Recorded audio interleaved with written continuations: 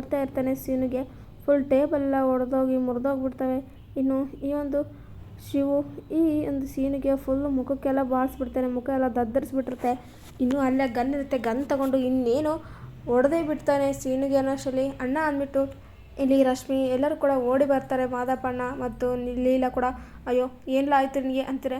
ಅಣ್ಣ ಏನು ಮಾಡೋಕೆ ಕೊಟ್ಟಿದ್ದೀನಿ ಅಂದ್ಬಿಟ್ಟು ರಶ್ಮಿ ಅಂತಾಳೆ. ಅದು ಅವ್ನು ನಿನಗೆ ಹೊಡೆದಿದ್ದೀನಿ ಅಂತಾರೆ. ಅಯ್ಯೋ ಇಲ್ಲ ಅಣ್ಣ, ನೀನು ತಪ್ಪಾಗಿ ಅರ್ಥ ಮಾಡ್ಕೊಂಡಿದ್ಯಾ, ನಿಜವಾಗ್ಲೂ ನಾವಿಬ್ಬರು ಆರಾಮಾಗೇ ಇದ್ವಿ, ಅವ್ರು ನನಗೆ ಹೊಡೆದಿದ್ದಲ್ಲ ಅಂದ್ಬಿಟ್ಟು ಅಂತ ಇರ್ತಾಳೆ. ಏನವ್ವ ಹೇಳ್ತಾಯಿದ್ಯಾ ನೀನು ಅಂದ್ಬಿಟ್ಟು ಮಾದಪ್ಪಣ್ಣ ಅಂತಿದ್ರೆ, ಹೌದು ಮವ, ನೀವು ಯಾಕೆ ಈ ರೀತಿ ಮಾಡಿದ್ರಿ ಅಂತಂದ್ಬಿಟ್ಟು ಬೈತಾ ಇರ್ತಾರೆ. ಅಣ್ಣ ನಿಜ, ಸೀನು ಏನು ತಪ್ಪು ಮಾಡಿಲ್ಲ, ಅವ್ನು ನನಗೆ ಹೊಡೆದೇ ಇಲ್ಲ. ಹೀಗೆ ನಾವು ಖುಷಿಯಾಗೇ ಇದ್ವಿ, ನಮ್ಮ ಸಂಸಾರದಲ್ಲಿ ಯಾವುದೇ ರೀತಿ ಅಡುಕಿಲ್ಲ, ನಾವು ಹೀಗೆ ತಮಾಷೆ ಮಾಡ್ಕೊತ ಫ್ರೆಂಡ್ಸು ಅನ್ನೋ ಥರ ಮಾತಾಡ್ತಾ ಏನೋ ಆಯಿತು ತಮಾಷೆಗೆ, ಅದಕ್ಕೆ ಮಾವ ಇಷ್ಟೆಲ್ಲ ಸೀರಿಯಸ್ ತೊಗೊಂಡಿದ್ದಾರೆ. ನಿಜವಾಗ್ಲೂ ಸೀನು ನನಗೆ ಹೊಡೆದೇ ಇಲ್ಲ ಅಂದ್ಬಿಟ್ಟು ಇಲ್ಲಿ ರಶ್ಮಿ ಅಂತಿದ್ರೆ, ನಿಜನಾ? ಅಯ್ಯೋ ಏನಪ್ಪ ದೇವರೇ ಮಾಡೋದು, ನಾನು ತಪ್ಪಾಗಿ ಅರ್ಥ ಮಾಡ್ಕೊಂಬಿಟ್ಟೆ, ಸ್ವಲ್ಪ ಆದರೂ ಗಮನಿಸ್ಬೇಕಾಯ್ತು. ಅದು ನನ್ನ ತಂಗಿಗೆ ಕೈ ಮಾಡಿದ್ರೆ ಅಂತ ಹೇಳಿದ್ರಲ್ವ, ನನ್ನ ಕೋಪ ಇಲ್ಲಂದ್ರಲ್ಲೇ ಬಂದೇ ಬಿಡ್ತು. ಏನು ಮಾಡೋದು, ಸ್ವಲ್ಪ ಕಂಟ್ರೋಲ್ ಮಾಡ್ಕೋಬೇಕಾಗಿತ್ತು. ಸೀನಾ ಕ್ಷಮಿಸ್ಬಿಡ್ಲಾ ಅಂತಂದ್ಬಿಟ್ಟು ಇಲ್ಲಿ ಅಂತ ಇರ್ತಾರೆ ಸೀನಾಗೆ ಶಿವು. ಆದರೆ ಯಾವುದೇ ಕಾರಣಕ್ಕೂ ಸೀನು ಮಾತು ಕೂಡ ಆಡಲ್ಲ. ಇತ್ತ ಕಡೆ ಮಾವ ಈಗಾದರೂ ಕೇಸ್ ವಾಪಸ್ ತೊಗೊಳ್ಳಿ ಪ್ಲೀಸ್, ಅವರೇನೂ ತಪ್ಪು ಮಾಡಿಲ್ಲ ಅಂದ್ಬಿಟ್ಟು ರಶ್ಮಿ ಅಂತಾಳೆ. ಇಲ್ಲ, ಈ ನನ್ನ ಮಗನ ಮೇಲೆ ಕೇಸ್ ನಾನು ವಾಪಸ್ ತೊಗೊಳ್ಳಲ್ಲ, ಆ ಬ್ರಹ್ಮ ಬಂದರೂ ಕೇಸ್ ವಾಪಸ್ ತೊಗೊಳ್ಳಲ್ಲ ಅಂದ್ಬಿಟ್ಟು ಇಲ್ಲಿ ಮಾದಪ್ಪಣ್ಣ ಅಂತಿದ್ರೆ, ಆಗ ಯಾಕೆ ಅಂಕಲ್ ಈ ರೀತಿ ಮಾಡ್ತಾಯಿದ್ರಾ? ಅಲ್ಲ ಮಾದಪ್ಪಣ್ಣ ಏನಾಯ್ತು ನಿಮಗೆ ಅಂದ್ಬಿಟ್ಟು ಇಲ್ಲಿ ಕೇಳ್ತಾ ಇರ್ತಾರೆ ಶಿವು ಮತ್ತು ಪಾರು. ಆಗ ರಶ್ಮಿ, ಸರಿಯಾಗಿದ್ರೆ ನಾನು ಕೂಡ ನಮ್ಮ ಮಾವನ ಮೇಲೆ ಕಂಪ್ಲೇಂಟ್ ಕೊಡ್ತೀನಿ. ಅವರು ನನ್ನ ಗಂಡ ನನಗೆ ಹೊಡೆದಿದೆ ಅಂತ ಸುಳ್ಳು ಆರೋಪ ಹಾಕಿದ್ದಾರೆ, ಅದೇ ರೀತಿ ಇವರು ಕೂಡ ಸುಳ್ಳು ಆರೋಪ ಮಾಡಿದ್ದಾರೆ ಅಂತಂದ್ಬಿಟ್ಟು ನಾನು ಮಾದಪ್ಪ ಅವ್ರ ಮೇಲೆ ಕೇಸ್ ಹಾಕ್ತೀನಿ ಅಂದ್ಬಿಟ್ಟು ರಶ್ಮಿ ಅಂತಾಳೆ. ಆಗ ಏನವ ಮಾಡೋಕೆ ಕೊಟ್ಟಿದ್ದೀನಿ ಅಂದ್ಬಿಟ್ಟು ಮಾದಪ್ಪ ಅಂತಿದ್ರೆ, ಹೌದು ಮಾವ, ನನ್ನ ಗಂಡ ಯಾವುದೇ ಕಾರಣಕ್ಕೂ ತಪ್ಪು ಮಾಡಿಲ್ಲ, ನೀವು ಅವನ ತಪ್ಪಾಗಿ ಅರ್ಥ ಮಾಡ್ಕೊಂಡಿದ್ದೀರ, ಬಿಟ್ಬಿಡಿ ಅವನು ಅಂದ್ಬಿಟ್ಟು ಅಂತ ಇರ್ತಾರೆ. ಆಗ ಅಣ್ಣ ಏನಿದು, ಅಲ್ಲ ಸಣ್ಣ ವಿಚಾರನ ದೊಡ್ಡ ಮಾಡ್ತಾಯಿದ್ದೀರಾ, ಹೋಗ್ಲಿ ಬಿಟ್ಬಿಡು, ಆ ಮಗುವೆ ಕೇಳ್ತಾ ಇದ್ದಲ್ವ ಅಂದ್ಬಿಟ್ಟು ಇಲ್ಲಿ ಶಿವು ಅಂತಾರೆ.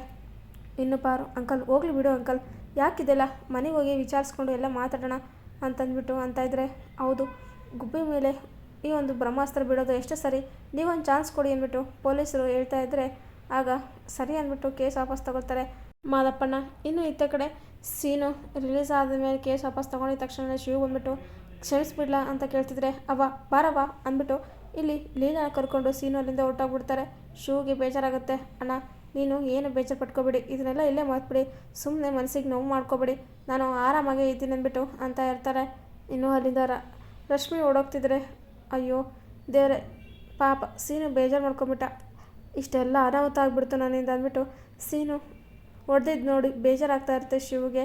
ಇನ್ನು ಇತ್ತ ಕಡೆ ಒಂದು ಕ್ರೈಮ್ ಬಗ್ಗೆ ಹೇಳ್ತಾ ಇರ್ತಾರೆ ಮನು ಮತ್ತು ರಾಣಿ ಇಬ್ಬರು ಕೂಡ ಈ ಒಂದು ಸ್ಕ್ಯಾಮ್ ಬಗ್ಗೆ ಹುಷಾರಾಗಿರ್ಬೇಕು ಅಂದ್ಬಿಟ್ಟು ಎಲ್ಲರೂ ಕೂಡ ಜಾಹೀರಾತು ಕೊಡ್ತಾ ಇರ್ತಾರೆ. ಇನ್ನು ಇತ್ತ ಕಡೆ ರಾಣಿ, ಮನು ಮತ್ತು ಸುಮತಿ ಮೂವರು ಕೂಡ ಮಾತಾಡ್ತಾ ಇದ್ದರೆ, ಆಗ ಅಮ್ಮ ನಾನು ನಿಜವಾಗ್ಲೂ ಇವತ್ತು ತುಂಬಾ ಖುಷಿ ಆಯಿತು, ಹೊಟ್ಟೆ ತುಂಬ ಊಟ ಮಾಡಿದೆ, ಎಷ್ಟೆಲ್ಲ ಲಾಡು ತಿಂದೆ, ಇವತ್ತು ಯಾರು ಕೂಡ ನನಗೆ ಬೇಡ ಅನ್ನಲೇ ಇಲ್ಲ, ಯಾರೂ ಹೊಡಿಲೇ ಇಲ್ಲ ಅಂತಂದ್ಬಿಟ್ಟು ಮನು ಅಂತಿದ್ರೆ, ನಿನಗೆ ಯಾರು ಏನು ಮಾಡೋಕ್ಕೆ ಚಾನ್ಸ್ ಇದೆ ದೊರೆ, ನೀನು ನಿಮ್ಮನೆ ದೊರೆ ಅಲ್ವಾ, ನೀವೇನು ಬೇಕಾದ್ರೂ ಮಾಡ್ಬೋದು, ಏನು ಬೇಕಾದ್ರೂ ತಿನ್ಬೋದು ಅಂತಂದ್ಬಿಟ್ಟು ರಾಣಿ ಅಂತಿದ್ರೆ, ಹೌದು ಈಗ ನಾನು ರಾಜ ನೀನು ರಾಣಿ, ನಮ್ಮಮ್ಮ ಮಹಾರಾಣಿ ಅಂದ್ಬಿಟ್ಟು ಮನು ಅಂತಿದ್ರೆ, ಇದೆಲ್ಲ ಆಗಿದ್ದು ನಿನ್ನಿಂದೆಲ್ಲ ಮಹಾರಾಣಿ, ಆದರೆ ಇಂದ ನನಗೆ ಅವಮಾನ ಮಾಡಿದು, ಎಜುಕೇಟೆಡ್ ಇಲ್ಲ, ನೀನು ವಿದ್ಯಾವಂತೆ ಅಲ್ಲ ಅಂತ ನನಗೆ ತುಂಬ ಬೇಜಾರಾಯಿತು ಅಂತಿದ್ರೆ, ನಿನಗೂ ಬೇಜಾರಾಯ್ತಲ್ಲಮ್ಮ, ಸಮಾಧಾನ ಮಾಡ್ಕೊಂಡ್ಬಿಟ್ಟು ಅಂತಾರೆ. ಅಯ್ಯೋ ಅತ್ತೆ ನನಗೇನು ಬೇಜಾರಾಗಿಲ್ಲ, ಯಾಕೆಂದರೆ ನನಗೆ ಚಿಕ್ಕ ವಯಸ್ಸಲಿಂದನೂ ಈ ಶಾಲೆ ಪಾಠಕ್ಕೆ ಅಂದರೆ ತುಂಬಾ ಇಷ್ಟ ಇಲ್ಲ, ಯಾವಾಗ ಸ್ಕೂಲಿಗೆ ಹೋದ್ಮೇಲೆ ಮನೆಗೆ ಬಿಡ್ತಾರೋ ಅಂತ ಕಾಯ್ತಾ ಇದ್ದೆ, ಅಂಥೊಳಗೆ ವಿದ್ಯೆ ಬಗ್ಗೆ ಈ ರೀತಿ ಮಾತಾಡಿದ್ರೆ ಬೇಜಾರಾಗುತ್ತೆ, ನನಗೆ ಎಂಥ ಬೇಜಾರಾಗಿಲ್ಲ, ಹೇಳ್ಬೇಕಂದ್ರೆ ಪಾಪ ಇಂದ್ರಕ್ಕಿಗೆ ಬೇಜಾರಾಗಿರಬೇಕು, ಅವ್ರ ಫ್ರೆಂಡ್ಸ್ ಎಲ್ಲ ಅವರೇ ರಾಣಿ ಅಂದ್ಕೊಂಡು ಅವ್ರ ಹಿಂದೆ ತಿರುಗ್ತಾಯಿದ್ರು, ಆದರೆ ಅಜ್ಜಿ ನನ್ನ ರಾಣಿ ಮಾಡಿ ಪೂಜೆಗೆ ಕುಂದಿರ್ಸ್ರು, ಅದಾದಮೇಲೆ ನನ್ನಿಂದನೇ ತಿರುಗಿದ್ರು, ಗಿಫ್ಟ್ ಎಲ್ಲ ನನಗೆ ಕೊಟ್ಟರು, ಪಾಪ ಅವ್ರಿಗೆ ಬೇಜಾರಾಗಿರಬೇಕು ಅಂತಿದ್ರೆ, ನೀನೇನಮ್ಮ ಅವ್ರ ಬೇಜಾರ ಬಗ್ಗೆ ಮಾತಾಡ್ತಿದ್ಯಾ, ನಿನಗೆ ಎಷ್ಟು ಬೇಜಾರಾಗಿದೆ, ಪಾಪ ಅವ್ರಿಗೆ ತಕ್ಕ ಪಾಠ ಆಗಲೇಬೇಕು ಅಂತಂದ್ಬಿಟ್ಟು ಇಲ್ಲಿ ಅಂತ ಇದ್ದರೆ, ಅಯ್ಯೋ ಹೋಗ್ಲಿ ಬಿಡಿ, ಪಾಪ ಅವರು ಡಿಗ್ರಿ ಮಾಡಿದ್ರಲ್ವೇ, ಎಷ್ಟೆಲ್ಲ ಆಸೆ ಇಟ್ಕೊಂಡಿದ್ರು, ಪಾಪ ಬಂದವ್ರ ಮುಂದೆ ಫ್ರೆಂಡವ್ರ ಮುಂದೆ ಅವಮಾನ ಆಯಿತು, ಅದಕ್ಕೆ ಸ್ವಲ್ಪ ಬೇಜಾರು ಮಾಡ್ಕೊಂಡಿದ್ದಾರೆ ಅಂದ್ಬಿಟ್ಟು ರಾಣಿ ಅಂತಾಳೆ. ನಿಂದು ಎಷ್ಟು ಒಳ್ಳೆ ಮನಸ್ಸಮ್ಮ ಅಂದ್ಬಿಟ್ಟು ಸುಮತಿ ಅಂತಿದ್ರೆ, ಇನ್ನೂ ಇತ್ತ ಇಂದ್ರ ಹತ್ರ ಎಲ್ಲ ಗಿಫ್ಟ್ ತೊಗೊಂಡ್ಬಿಟ್ಟು ತೊಗೊಳ್ಳಿ, ನಿಮ್ಮ ಫ್ರೆಂಡ್ಸು ನಿಮಗೆ ಮುಯಿ ಕೊಟ್ಟಿದ್ದು ಅಂದ್ಬಿಟ್ಟು ಅಂತಿದ್ರೆ, ಏನೇ ಎಜುಕೇಟೆಡ್ ಅನ್ಎಜುಕೇಟೆಡ್ ಫೆಲೋ ನೀನು ಹೇಗೆ ಬಿಹೇವ್ ಮಾಡೋಕೆ ಅನ್ನೋದು ಗೊತ್ತಾಗಲ್ಲ ಅಂತಿದ್ರೆ, ಅಯ್ಯೋ ಅಕ್ಕೋರೆ ನೀವು ಇಂಗ್ಲೀಷ್ನಲ್ಲಿ ಟಸ್ಸು ಪುಸ್ಸು ಅಂದರೆ ನನಗೆ ಎಂಥ ಸಹ ಗೊತ್ತಾಗಲ್ಲ ಅಂದ್ಬಿಟ್ಟು ರಾಣಿ ಅಂತಾಳೆ. ನಿನಗೆ ಎಂತಾನೆ ಗೊತ್ತಾಗುತ್ತೆ ಬಿಡು, ನೀನು ಅನ್ಎಜುಕೇಟೆಡ್ ಅಲ್ವಾ, ನಾನು ಡಿಗ್ರಿ ಮಾಡಿದಳು ಅಂತಂದ್ಬಿಟ್ಟು ಇಂಥ ಬಿಲ್ಡಪ್ ಕೊಡ್ತಾಯಿದ್ರೆ ಸಾಕು, ನೀನು ಡಿಗ್ರಿ ಮಣ್ಣು ಮುಚ್ಚ ಅಂದ್ಬಿಟ್ಟು ಅಜ್ಜಿ ಬರ್ತಾರೆ. ಏಯ್ ಹೋಗೆ, ಮೊದಲು ಹೋಗ್ಬಿಟ್ಟು ಎಲ್ಲರೂ ಕರ್ಕೊಂಬ, ನಾನು ಇಲ್ಲಿ ಮಾತಾಡಬೇಕು ಅಂತಂದ್ಬಿಟ್ಟು ಅಂತಾರೆ. ಸರಿ ಆಯಿತು ಅಂದ್ಬಿಟ್ಟು ಇಂದ್ರ ಹೋಗ್ತಾರೆ. ರಾಣಿ ನೀನು ಕೂಡ ಅಂದ್ಬಿಟ್ಟು ಅಂತಾರೆ. ಸರಿ ಆಯಿತು ಅಜ್ಜಿ ಅಂದ್ಬಿಟ್ಟು ಎಲ್ಲರೂ ಕೂಡ ಇಲ್ಲಿ ಕರ್ಕೊಂಬರೋಕ್ಕೆ ಹೋಗ್ತಾರೆ.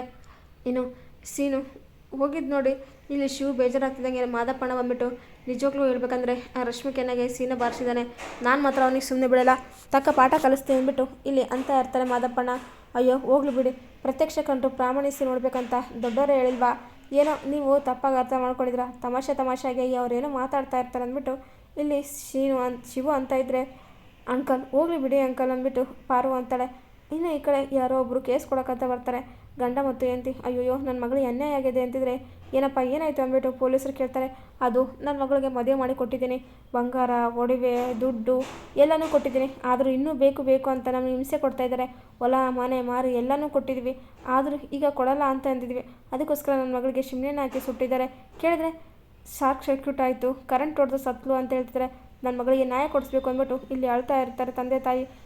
ಅದೇನು ಕೇಸು ಬರ್ಕೊಂಡು ಅವರಿಗೆ ಬೆಂಡೆ ಹತ್ರ ಅಂದ್ಬಿಟ್ಟು ಪೊಲೀಸರು ಅಂತ ಇದ್ದರೆ, ನೋಡಿದ್ರ ಇಂಥ ಕಾಲದಲ್ಲಿ ಇಂಥ ಜನ ಇದ್ದಾರೆ, ಅವ್ರು ನೋಡಿದ್ರೆ ಆಸ್ತಿ ಕೊಟ್ಟಿದೆ ಅಂತ ಮಗಳನ್ನೇ ಸಾಯಿಸ ಕೊಟ್ಟಿದ್ದಾರೆ, ನೀವು ಮನೆಗೆ ಬಂದರೆ ಸೊಸೆ ಕೆನ್ನಾಗಿ ಹೊಡೆದೆ ಅಂತ ಮಗನ್ನೇ ಅರೆಸ್ಟ್ ಮಾಡಿಸಿದ್ದೀರಾ. ಇಂಥ ಕಾಲದಲ್ಲಿ ಯಾರು ನಂಬಬೇಕು, ಯಾರನ್ನ ಬಿಡಬೇಕು, ನನ್ನ ತಂಗಿ ಪುಣ್ಯ ಮಾಡಿದೆ ಅಂದ್ಬಿಟ್ಟು ಖುಷಿ ಪಡ್ತಾನೆ ಶಿವು. ಯಾರನ್ನೂ ಸರಿಯಾಗಿ ನಂಬೋಗಾಗಿಲ್ಲ. ಇನ್ನು ಹೆಣ್ಮಕ್ಳ ಬಗ್ಗೆ ಗೊತ್ತಿಲ್ಲ ಅಂದರೆ, ಅವ್ರಿಗೆ ಅರಿವು ಮೂಡಿಲ್ಲ ಅಂದರೆ ಬುದ್ಧಿ ಇಲ್ಲ ಅಂತಲೇ ಅರ್ಥ.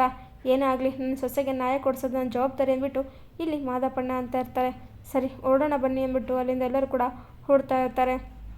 ಇನ್ನು ಇತ್ತ ಕಡೆ ಶಿವು ಮನೆಗೆ ಬರ್ತಾನೆ. ಬರೀ ಈ ಒಂದು ಯೋಚನೆ ಮಾಡ್ತಾ ಇರ್ತಾನೆ. ಪಾಪ ಇವತ್ತು ಎಷ್ಟೆಲ್ಲ ಆಗೋಯ್ತು ಸ್ಟೇಷನಲ್ಲಿ, ಇವತ್ತು ನಿನಗೆ ಸರ್ಪ್ರೈಸ್ ಕೊಟ್ಟು ಖುಷಿಯಿಂದ ಕೆಲಸ ಮಾಡೋಣ ಅಂದ್ಕೊಂಡ್ರೆ ಎಷ್ಟೆಲ್ಲ ಅನಾಹುತ ಆಗ್ಬಿಡ್ತಲ್ವಾ ಅಂದ್ಬಿಟ್ಟು ಶಿವು ಬೇಜಾರಾಗ್ತಾನೆ. ಪರವಾಗಿಲ್ಲ ಬಿಡು ಮಾವ, ಯಾಕೆ ಇಷ್ಟ ಟೆನ್ಷನ್ ತಗೋತೀಯ, ರಶ್ಮಿ ಅಂತಾನೆ ಅಂಥದ್ದೇನೂ ಆಗಿಲ್ಲ ಅಂತ ಬಿಟ್ಟಾಕು ಅಂತಿದ್ರೆ, ಆದರೂ ಸೀನಿಗೆ ನಾನು ಕೋಪದಲ್ಲಿ ಎಷ್ಟೆಲ್ಲ ಹೊಡೆದ್ಬಿಟ್ಟೆ, ಪಾಪ ಅವನಿಗೆ ಎಷ್ಟೆಲ್ಲ ಪೇಟಾಗಿದೆಯೋ ಏನೋ ಅಂತಾರೆ. ಹೌದು, ಆದರೂ ನೀನು ಕೋಪ ತಡ್ಕೊಳ್ಬೇಕಾಗಿತ್ತು, ಅದು ಬೇರೆ ನಿನ್ನ ತಂಗಿಗೆ ಹೊಡೆದಿದ್ದಕ್ಕೆಲ್ವಾ ನಿನ್ಗೆ ಅಷ್ಟು ಕೋಪ ಬಂದಿದ್ದು. ಸೀನು ಅರ್ಥ ಮಾಡ್ಕೊಳ್ತೇನೆ ಬಿಡು ಮಾವ ಅಂತಿದ್ರೆ, ನಾನು ಸೀನಿಗೆ ಸಾರಿ ಕೇಳಬೇಕು ಫೋನ್ ಮಾಡಿ ಅಂದ್ಬಿಟ್ಟು ಅಂತ ಇದ್ದರೆ, ನನಗೆ ಯಾಕೋ ಟೆನ್ಷನ್ ಆಗ್ತಾಯಿದೆ ಅಂದ್ಬಿಟ್ಟು ಶಿವು ಅಂತಾರೆ. ಒಳ್ಳೆ ಕೆಲಸಕ್ಕೆ ತಡ ಮಾಡಬಾರ್ದು, ಅನಿಸಿದ್ದನ್ನ ಮಾಡಬೇಕು, ತಗೋ ಫೋನ್ ಅಂದ್ಬಿಟ್ಟು ಸೀನಿಗೆ ಫೋನ್ ಮಾಡಿಕೊಡ್ತಾರೆ. ಸೀನು ಹೊರಗಡೆ ಬಂದು ನಿಂತ್ಕೊಂಡಿರ್ತಾನೆ. ಹಲೋ ಹೇಳು ಮಾವ ಅಂತಿದ್ರೆ, ಓ ಬಾಮೈದ, ಅಯ್ಯೋ ಅಂತಿಂತು ನನ್ನ ಮೇಲೆ ಕೋಪ ಕಡಿಮೆ ಆಯಿತು ತಾನೆ, ನಾನೆಲ್ಲಿ ನನ್ನ ಮೇಲೆ ಕೋಪ ತುಂಬಾ ಇದೆ, ನನ್ನ ಮಾತಾಡ್ಸಲ್ಲ ಅಂದ್ಕೊಂಡೆ ಅಂತಂದ್ಬಿಟ್ಟು ಹತ್ರ ಶಿವು ಅಂತಾರೆ. ಅಯ್ಯೋ ನಾನಕ್ಕಾಗೆಲ್ಲ ಅಂದ್ಕೊಂಡ್ಲಿ, ನನಗೇನು ಬೇಜಾರಿಲ್ಲ ಬಿಡಿ ಅಂದ್ಬಿಟ್ಟು ಇಲ್ಲಿ ಸೀನು ಅಂತಾರೆ. ಆಗ ಸರಿ ಆಯಿತು ಅಂದ್ಬಿಟ್ಟು ಇಲ್ಲಿ ಶಿವು ಖುಷಿ ಆಗ್ತಾರೆ.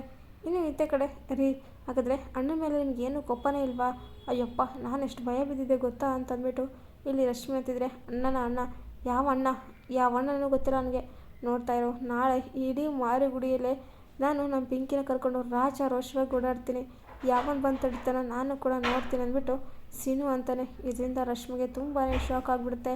ಇನ್ನು ಇಲ್ಲಿ ಇಂದ್ರ ರಾಣಿಗೆ ಅವಮಾನ ಮಾಡಿರ್ತಾಳೆ ಅನ್ಎಜುಕೇಟೆಡ್ ಅಂತ, ಅದಕ್ಕೋಸ್ಕರ ರಾಣಿಗೆ ವಿದ್ಯೆ ಕೊಡಿಸ್ಬೇಕು, ಅವಳು ಬುದ್ಧಿವಂತಲು ಆಗಬೇಕು ಅಂದ್ಬಿಟ್ಟು ಇಲ್ಲಿ ಅಜ್ಜಿ ಅಂತಾರೆ. ಇದರಿಂದಾಗಿ ಇಂದ್ರನಿಗೆ ನಾಗೇಗೌಡರಿಗೆ ಫುಲ್ ಶಾಕ್ ಆಗಿಬಿಡುತ್ತೆ. ಇನ್ನಿತ್ತ ಪರ್ಶು ಈ ಒಂದು ಅಸಲಿ ಮುಖವಾಡ, ಈ ಒಂದು ರತ್ನ ಮುಂದೆ ಬಟ ಬಯಲಾಗ್ಬಿಡುತ್ತೆ. ವೀರಭದ್ರ ಒಂದೇ ಅಲ್ಲ, ಈ ಒಂದು ಪರ್ಶು ಕೂಡ ಮೋಸ ಮಾಡ್ತಿದ್ದಾನೆ ಸತ್ಯ ರತ್ನ ಗೊತ್ತಾಗಿ ಬಿಗ್ ಶಾಕ್ ಆಗಿಬಿಡ್ತಾಳೆ. ಇನ್ನು ಇತ್ತ ಕಡೆ ರಶ್ಮಿ ಈ ಒಂದು ಸೀನಿಗೆ ತಕ್ಕ ಪಾಠ ಕಲಿಸ್ತಾಳ. ಇನ್ನು ಸೀನು ಪಿಂಕಿ ಅಂತ ಸವಸ ಮಾಡ್ತಾಯಿದ್ರೆ, ಈ ಒಂದು ಸೀನಿಗೆ ಹೊಡೆದಿರುವಂತಹ ಶಿವು ವಿರುದ್ಧನೇ ಇತ್ತ ಪಾರು ಮತ್ತು ರಶ್ಮಿ ಇಬ್ಬರು ಕೂಡ ಚಟ್ಟ ಕಳ್ತಾಳೆ ಸೀನಿಗೆ. ಈ ಒಂದು ಸೀನಿನ ಪಡ್ಕೊಳ್ತಾಳೆ ರಶ್ಮಿ, ಪಿಂಕಿಗೆ ತಕ್ಕ ಪಾಠ ಕಲಿಸ್ತಾಳ. ಈಗಾದರೂ ಸೀನಿಗೆ ಬುದ್ಧಿ ಬರುತ್ತಂತ ನೋಡೋಣ. ಈ ವಿಡಿಯೋ ನಿಮಗೆ ಇಷ್ಟ ಆದರೆ ಪ್ಲೀಸ್ ಲೈಕ್ ಮಾಡಿ, ಶೇರ್ ಮಾಡಿ, ಕಮೆಂಟ್ ಮಾಡಿ. Thank you for watching.